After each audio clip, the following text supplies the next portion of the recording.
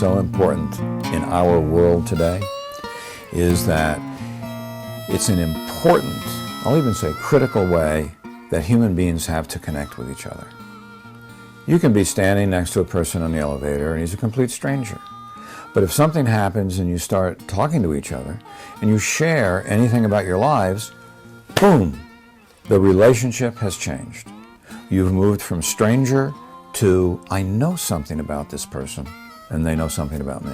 So connection between human beings is pretty much what I would say especially in this world of fast-paced anonymity, and we hardly get to know other people.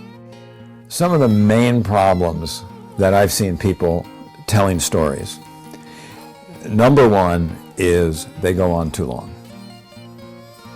They just don't know where to stop. Details are important in a story, but too many details can ruin a story. Sort of like salt helps a dish, but too much salt ruins it. So you have to find the level between too few details and too many. But that one's crucial. Another one is getting off track in your story. Your story is about how your father died while he was visiting your Uncle Harold.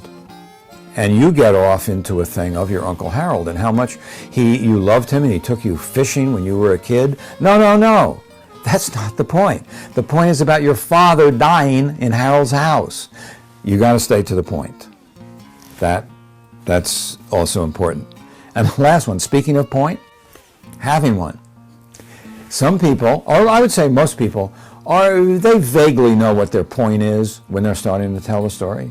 But oftentimes in the telling, they get so caught up in it, they've forgotten why they're telling the story. Try not to forget. And in fact, that point could very well be your final sentence. Could also be your opening sentence. For people who want to be more effective with their storytelling, I would make these few suggestions. Number one, if you don't already, if emotion in your voice doesn't come easily for you, you have to add it. So you may have a sentence in your story, I was so angry at him. And if you say it like that, it's not going to bring the story to life. You need to be able, I was so angry at him. And to you it may sound phony or feel phony. It won't to your audience.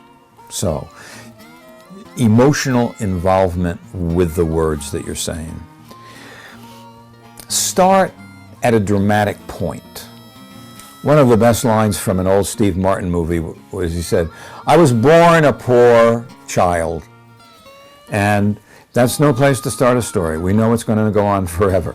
Start close to where the action is. For instance, a good opening line could be, my father died on a Sunday visiting Uncle Harold.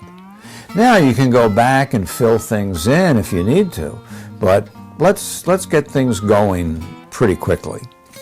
And lastly, this is something to think about. Are you the hero of this story? Is the point of this story that you jumped into the river and saved your little sister from drowning? Or that you made a bold move in your company and you saved millions of dollars for them? In other words, are you the hero at the end of the story? You might want to rethink that. There are better stories. Or downplay the heroism.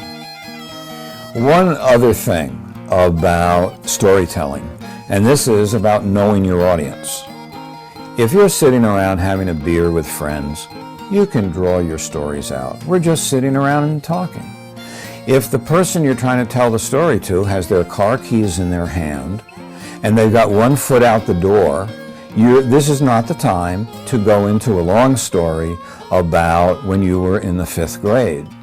Now, how this shows up in the workplace is, sure, having lunch with colleagues, stories can be of a certain length.